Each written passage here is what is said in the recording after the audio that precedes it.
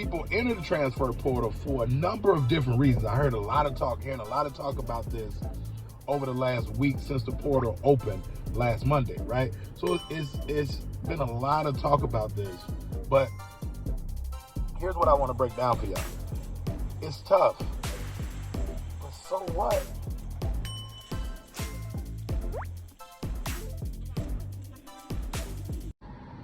So everybody talking about the 1,300, 1,400, 1,700, 1,800, 2,100 kids in the transfer portal already. Well, listen, that's tough. Let's be honest. Let's stop making excuses. That's tough. That's tough on both ends, right?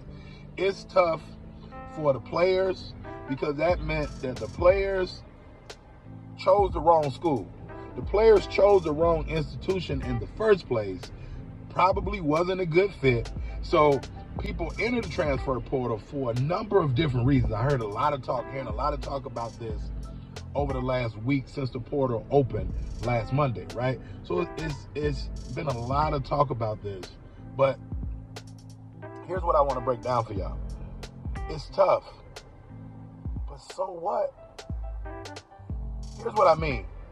Players enter the transfer portal because their coach isn't bringing them back.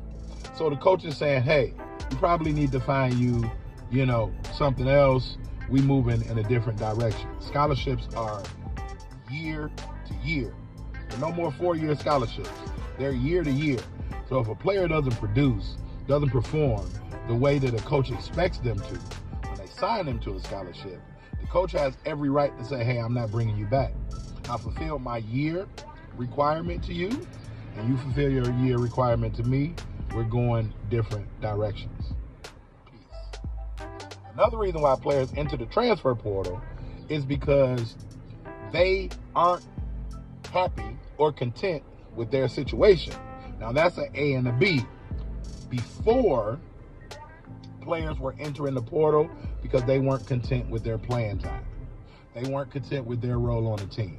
And this is what I mean by they didn't pick the right fit. They just went to a place that wanted them, right? And they were just adapting to what was being offered. They weren't making adjustments. They were adapting. If you've been following me long enough, adjustments is on the front end, right? When you adapt, that's on the back end. Adaptions are reactionary, right? But when you adjust, right, you're taking precautions, all right? So now with NIL, players enter the transfer portal because they may want extra money too. That's still, remember I said an A and B. A, because they're not happy with their playing time. But B, they're not happy with their money. Now in the world of NIL, players want to get paid. So they may go to a school and then they may perform and exceed the expectations. And then they may say, you know what? I understand my worth now, so I want to go get my worth. I don't want to wait till after college, going to the pros, going to overseas, whatever, G League, Ignite, whatever all those places are, right? Opportunities. They want to get paid now. So you have 3 reasons why players are entering the transfer portal, and potentially 4. When coaches get fired, now that starts everything over. So here are the reasons why players enter the transfer portal. Coach don't want them back. That's number 1. Players not happy with their current situation, playing time, role on the team, all of those things. They want a better situation. 3, they want more money.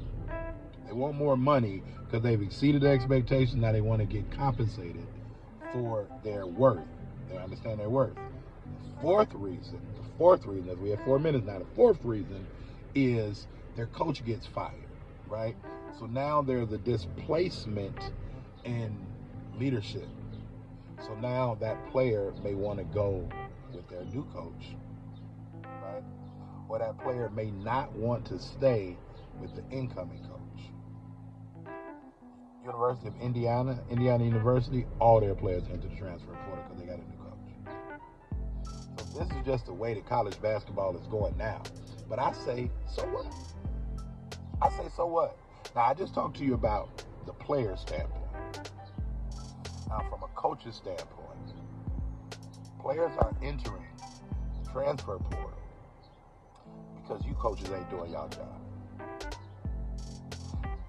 Let's be honest. I'm going to put it on you because ain't nobody else going to put it on you. Players attend schools because they want to play for coaches. They want to play with other players. And then they want to play for that institution. Most players aren't going to play for a school because they want to play for that school. They're going to play for a particular institution because they want to play for a coach first. And then they want to play with other good players second. Then they want to play for the name across the jersey. Right? So if that's messed up, then the priorities may be lost before the ball even gets tossed up and the party gets started. But coaches, it's your fault. Because if the player is coming to play for you and you haven't shown that player love, and some people may not agree with this, but love lasts longer than money. Love lasts longer than money because people blow money, right? They say 50% of NBA players go broke 3 years after leaving the NBA. So love lasts longer than money.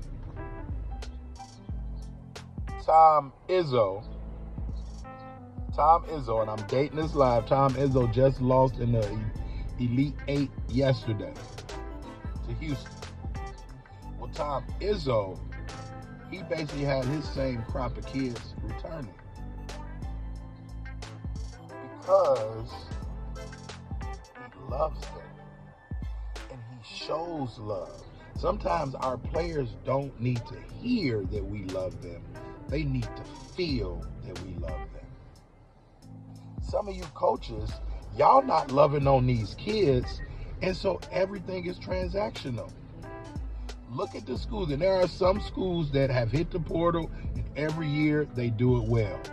I'm going to end there in a minute. But coaches, it's y'all fault. Because if you loved on your players, they not going to leave you. I wouldn't give a damn if you got another job someplace else. Guess what? They coming because they want to play for you. You're nothing more right now. You're nothing more than a bookmark.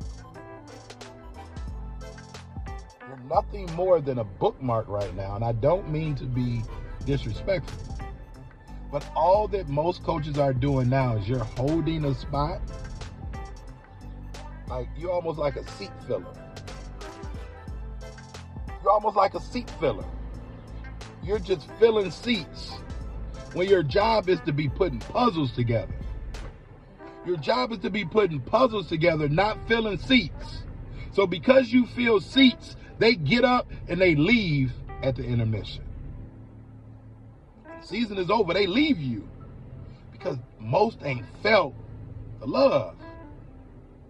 And they haven't even understood, some players might go get $1 million or multi-millions. Yes, I understand that. Those are rare cases. But majority of the players out there today ain't getting multi-million dollar NIL deals. They're not getting multi-million dollar collective deals. At these schools where they have so much money, they have collectives. Again, part of the problem, y'all don't understand the difference between NILs and collectives. Collectives, when the boosters get together and put a big pot of money, say we're going to give everybody money to come here.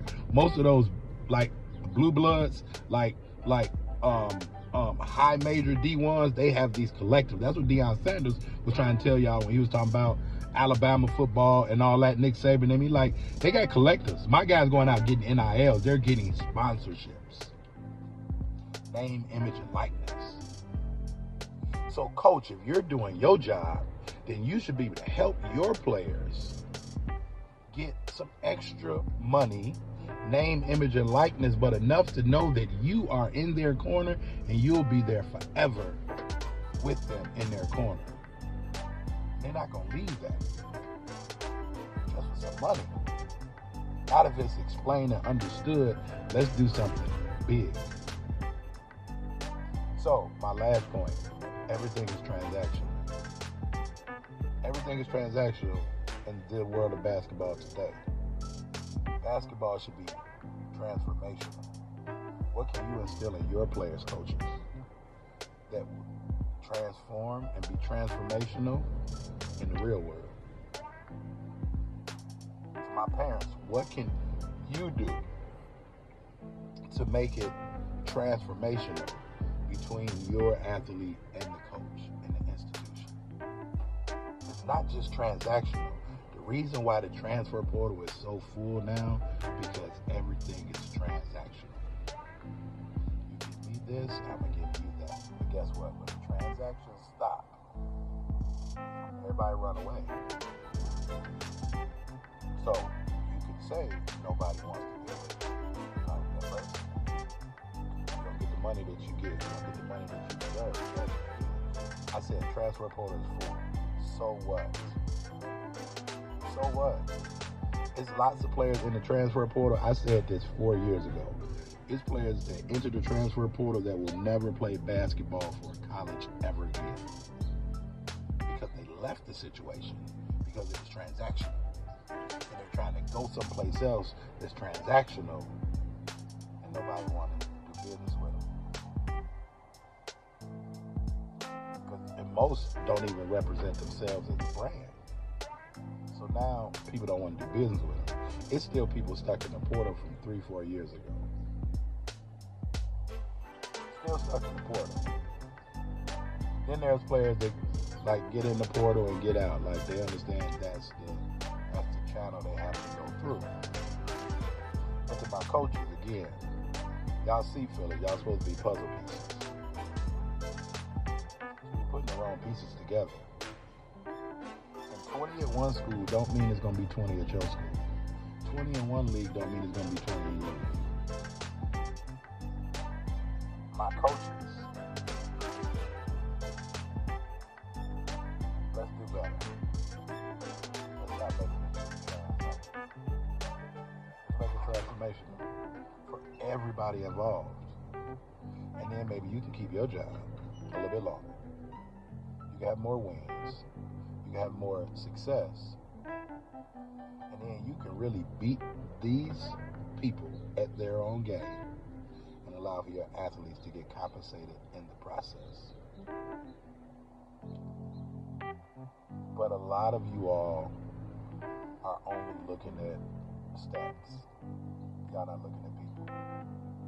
You're not looking at people. You're just looking at stats. So you're putting the wrong people together because you're looking at stats. Let me help you. Let me help you really, really uncover how to identify a player by who they are and how they are within.